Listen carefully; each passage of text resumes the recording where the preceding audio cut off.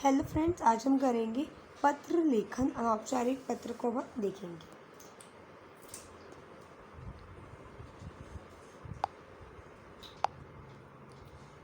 ठीक है, तो अब परिचय देखते हैं। पत्र लेखन एक उपयोगी कला है, हम सबको आनी भी चाहिए। और पत्र लेखन की परंपरा बहुत समय से चलती आ रही है। पत्र अपने मन की भावनाओं को दर्शाने के लिए बिना वाणी के हम इस्तेमाल करते हैं।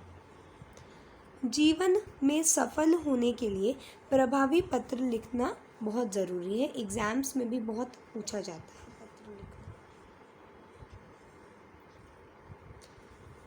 पत्र लेखन में ध्यान रखने की बातें जो आपको ध्यान रखनी चाहिए वो कुछ ये हैं। पत्र की भाषा पत्र पाने वाले के मानसिक स्तर के अनुरूप होनी चाहिए कि दूसरा उसको समझ पाए। पत्र सरल और छोटे वाक्यों में होने चाहिए। पत्र में अनावश्यक विस्तार से बचना चाहिए और पत्र की सरल और रोचक भाषा होनी चाहिए। पत्र लेखन में शिष्टता बनाए रखना चाहिए और पत्रों में आत्मीयता यानी कि आत्मा से आत्मा का कनेक्शन आप बोल सकते हो कि जो आप कह रहे हो दूसरे को लगे कि हाँ यार ये बात कुछ है फील करने वाली। और पत्र के वाक्य आपस में जुड़े हुए होने चाहिए। पत्र के प्रकार औपचारिक, अनौपचारिक। अनौपचारिक पत्र हमारे सिलेबस में हम उसको डिस्कस करते हैं। तो यह पत्र उन लोगों को दिया जाता है जिनसे हमारा व्यक्तिगत संबंध होता है। अनौपचारिक पत्र अपने परिवार के लोगों से या सगे संबंधियों को लिखा जाता है। इस तरह के पत्र लेखन में व्यक्तिगत सुख दुख का उल्लेख किया जाता है। व्यक्तिगत यानी कि पर्सनल, अगर हम सुख दुख की बात करें तो वो उसमें उल्लेखनीय होती है। अनौपचारिक पत्र के प्रकार बधाई पत्र, शुभकामना पत्र, निमंत्रण पत्र या विशेष अवसरों पर लिखा जा सकता है। सांत्वना पत्र या किसी प्रकार की जानकारी देने के लिए या कोई सलाह देने के लिए, लेकिन फॉर्मेट एक जैसे ही होता है। अब पत्र जब हम लिखते हैं तो उसके आवश्यक अंग है कुछ जिनको हम आवश्यक बातें भी कह सकते हैं। तो पहली है पता। आपको पता लिखना है, सबसे ऊपर आपको पता लिखना है। और किसका पता लिखना है? पत्र भेजने वाले का या परीक्षा भवन का। उसके बाद दूसरी चीज़ आप डालोगे, उसके नीचे दिनांक, जिस दिन पत्र लिखा जा रहा है। और तीसरी चीज़ संबोधन।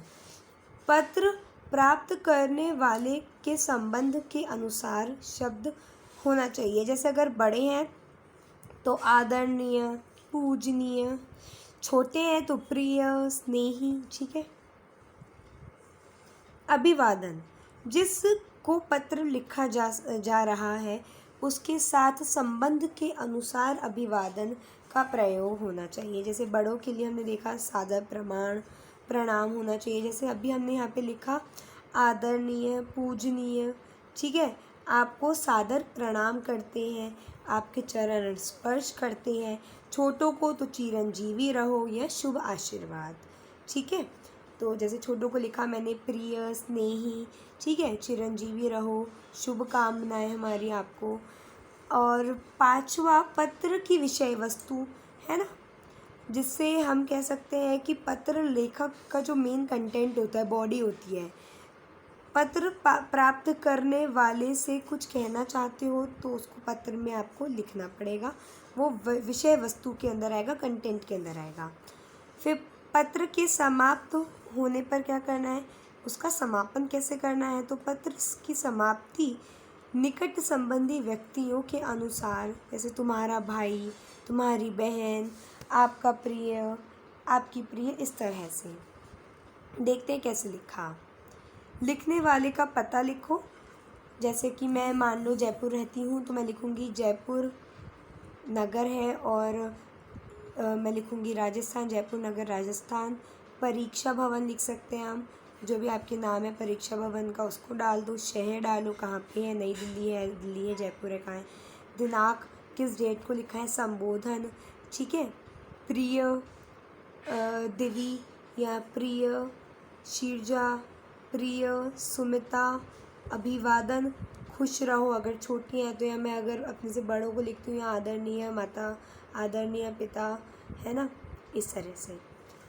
फिर पत्र का विषय वस्तु और पत्र की समाप्ति फिर करनी होगी मुझे। पत्र प्राप्त करने वाले के साथ पत्र भेजने वाले का संबंध, जैसे कि भाई बहन जो भी है, और आखिर में भेजने वाले का नाम। तो मैं डाला परीक्षा भवन, क ख ग, शहर जो भी हो, दिनांक ये डाल दिया। प्रिय मित्र, सदा सुखी रहो। मैं कुशल मंगल हूँ और आशा करता हूँ या करती हूँ कि तुम भी कुशल मंगल होगे।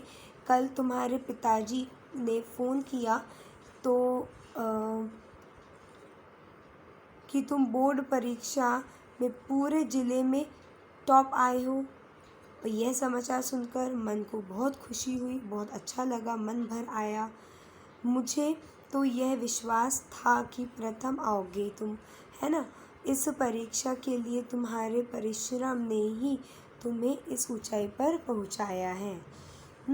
उसके बाद तुम्हारे पूरी आशा, मुझे पूरी आशा है कि तुम्हारे परिश्रम रंग लाएगा। तुमने प्रथम स्थान प्राप्त करा, यह सिद्ध कर दिया कि दृढ़ संकल्प और कठिन परिश्रम अगर आप करते हो तो आप असफल हो जाते हो। तो इस तरह से आपको लिखना है। फिर लिखना है, मैं सदैव यह कामना करूँगा कि तुम्हें जीवन में हर परीक्षा में प्रथम आने का सौभाग्य मिले और तुम इसी तरह से आगे बढ़ते रहो, अपने परिवार और विद्यालय का नाम रोशन करो। ठीक है, मैं बहुत प्रसन्न हूँ, माता पिता बहुत प्रसन्न है। फिर तुम्हारा मित्र, क ख ग जो भी नाम है। ये आपका अभ्यास है, ये आपको करना है। धन्यवाद।